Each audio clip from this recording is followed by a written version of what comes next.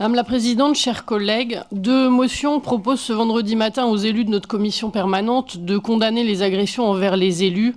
Il faut le faire et il faut le faire sans réserve, car nous savons que les violences contre les élus sont en forte hausse en France.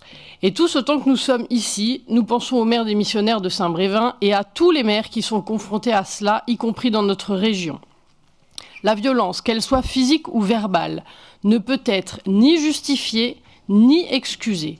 Dans notre pays, le combat est idéologique et le débat doit se conclure dans les urnes ou éventuellement devant la justice. Un désaccord politique ne doit jamais donner lieu à des menaces, à des intimidations, à des dégradations ou pire encore. Cette règle ne souffre d'aucune exception.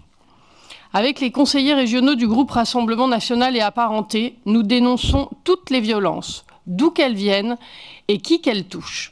Jamais nous ne nous y habituerons, jamais nous ne les tolérerons et jamais nous ne les excuserons. Marine Le Pen, qui est l'une des personnalités politiques les plus exposées, avait d'ailleurs alerté dès le mois de décembre la Première ministre sur la montée des violences de la part de groupuscules extrémistes de tous bords. Et au Rassemblement national, nous sommes parmi les premiers à la subir, parfois et trop souvent dans l'indifférence générale.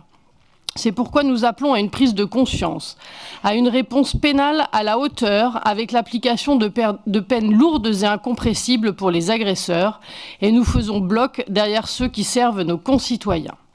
Ainsi, nous voterons ces 2 motions et appelons à la fin de la violence contre les élus, bien sûr, mais aussi contre tous ceux qui représentent l'État, en ayant notamment une pensée pour nos policiers, nos infirmières, nos enseignants et tous les fonctionnaires qui consacrent leur vie à celle des autres. Je vous remercie.